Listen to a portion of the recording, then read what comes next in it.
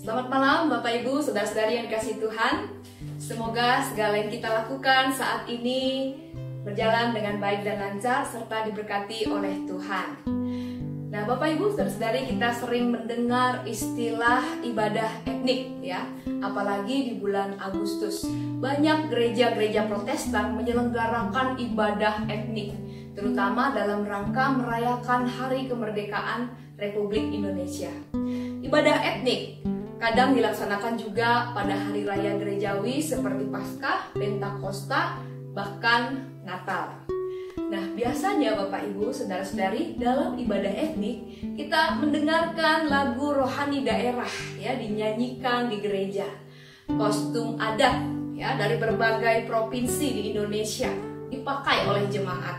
Belum lagi dekorasi gereja yang dibuat untuk merasakan suasana di kampung halaman, serta nilai-nilai budaya yang berhadapan dengan Injil kemudian disampaikan sebagai pesan dalam khotbah.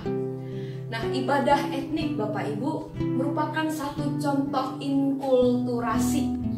Ya, apa sih inkulturasi itu? Nah, menurut Giancarlo Collet, seorang teolog Jerman, inkulturasi merupakan suatu proses yang berlangsung terus-menerus, di mana Injil diungkapkan di dalam situasi politik dan religius budaya sedemikian rupa hingga ia tidak hanya diwartakan melalui unsur-unsur situasi tersebut, tetapi menjadi suatu daya yang menjiwai dan mengolah budaya tersebut. Sekaligus budaya tersebut memperkaya budaya gereja universal. Jadi inkulturasi, nah dalam hal ini kita berbicara khusus ya, inkulturasi dimengerti dalam kehidupan gereja adalah perpaduan dua budaya ya yang menghasilkan suatu transformasi. Jadi maksudnya ada kreasi baru sebagai hasil interaksi antara tradisi gereja barat dan budaya lokal. Nah, di Indonesia sendiri pemberitaan Injil itu dilakukan oleh bangsa-bangsa Eropa seperti Belanda, Portugis, Jerman kepada berbagai macam suku bangsa. Nah, memang pada awalnya tidak mudah bagi pengabar Injil untuk memberitakan Injil di Indonesia. Mereka harus menguasai bahasa daerah dan budaya setempat. Sebagai contoh, di Sumatera Utara ya kita mengenal misionaris Nomensem, di mana pada awalnya dia tidak diterima oleh penduduk setempat karena penduduk takut akan bala. Seperti itu. Penduduk takut nanti akan ada hukuman ya atau ada sesuatu yang jelek yang menimpa mereka. Namun Nomensem tetap sabar menghadapi penduduk di Sumatera Utara. Dia belajar menguasai bahasa Batak untuk berbicara kepada mereka. Kemudian di Jawa pemberitaan Injil dilakukan dengan kesenian ya, dengan wayang kulit, dengan ngelmu atau berdebat, dan juga dengan jagongan ya atau seperti cerita-cerita melepas lelah seusai bekerja. Nah, di Kalimantan sendiri juga para misionaris menghadapi tantangan. Karena apa? Masyarakat setempat curiga dengan kekristenan yang mereka beritakan. Apalagi mereka adalah pendatang dari jauh. Ya, pendatang yang mempunyai ciri-ciri fisik sangat berbeda dengan masyarakat setempat. Sehingga para misionaris di Kalimantan belajar juga untuk menyampaikan Injil dengan bahasa Dayak. Pendeta Bernstein ya dan para misionaris lainnya berbicara bahasa Dayak yang juga melakukan pendekatan kepada para pemimpin suku Dayak. Lalu di Maluku, Bapak Ibu, kita mengenal Yosefka. Dia juga bersama istrinya mengajarkan bahasa Melayu kepada misionaris yang baru datang dari Eropa ke Ambon.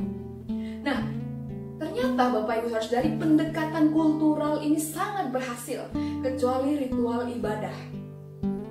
Para misionaris masih memakai liturgi gereja barat di Indonesia karena mereka khawatir ya dengan ritual-ritual yang dijalani atau yang dilakukan oleh masyarakat setempat, khawatir berhubungan dengan pemujaan terhadap roh nenek moyang. Namun seiring berjalannya waktu, ada kesadaran dari gereja-gereja di Indonesia untuk melakukan inkulturasi dalam liturgi, terutama pada tahun 1970-an dan 1980-an, sehingga ibadah dalam gereja itu menjadi sesuatu yang at home, bukan sesuatu yang asing bagi jemaatnya. Nah, macam-macam inkulturasi dalam kehidupan bergereja. Ada inkulturasi liturgi ya, terutama musik liturgi ya, terus arsitektur gereja. Dalam inkulturasi liturgi sebagai contoh musik gereja. Kalau di gereja Katolik itu ada madah bakti ya, yang selalu diberikan revisi ya, terutama ada aransemen musik daerah ya di dalam madah bakti yang dilakukan oleh pusat musik liturgi. Lalu dalam kidung jemaat sendiri kita sampai memiliki pelengkap kidung jemaat ya, karena ada nyanyian-nyanyian rohani daerah yang diaransemen dengan musik daerah kemudian dinyanyikan oleh kita ya. Lalu ada inkulturasi hidup rohani ya, serta struktur keorganisasian gereja. Tidak semua gereja di Indonesia memiliki pola hidup rohani yang sama dan juga struktur organisasi yang sama.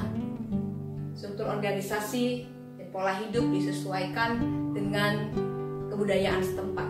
Lalu yang ketiga adalah inkulturasi teologi, termasuk gambaran manusia tentang Allah sesuai budaya setempat. Nah, dalam berbagai budaya di Indonesia, Allah bisa digambarkan dengan memakai baju-baju daerah tertentu. Mungkin di Jawa ya, atau di Sumatera, Allah digambarkan sebagai seorang petani ya, beda dengan di Israel sebagai pengembala domba seperti itu.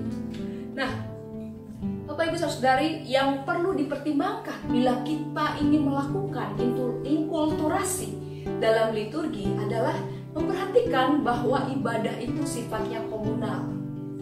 Ya, ibadah itu mengenang kembali nilai-nilai spiritual yang disampaikan oleh Yesus Kristus atau anamnesis. Lalu di dalam liturgi dengan inkulturasi kita juga tidak dapat melupakan simbol-simbol dan ada semangat misi ya. Mengapa kita harus mengadakan ibadah inkulturasi, sehingga melaksanakan ibadah inkulturasi atau ibadah etnis ini bukan sekedar suatu idealisme untuk mengakomodir kearifan lokal, namun kehilangan karakter daripada ibadah itu sendiri. Bapak Ibu Saudara-saudari, dasar inkulturasi adalah inkarnasi Allah di dalam Yesus Kristus. Seperti yang tertulis dalam Yohanes 1 ayat 14. Firman itu telah menjadi manusia dan diam di antara kita. Dan kita telah melihat kemuliaannya, yaitu kemuliaan yang diberikan kepadanya sebagai anak tunggal Bapa, penuh kasih karunia dan kebenaran. Ketika Allah menjadi manusia, Allah sendiri ingin dekat dengan manusia. Allah sendiri ingin terlibat dalam kehidupan manusia seutuhnya. Dengan konteks Indonesia yang heterogen, Allah sendiri ingin mengenal dan dikenal oleh berbagai suku bangsa di Indonesia. Allah ingin berbicara dengan bahasa mereka. Allah ingin terlibat di dalam karya mereka.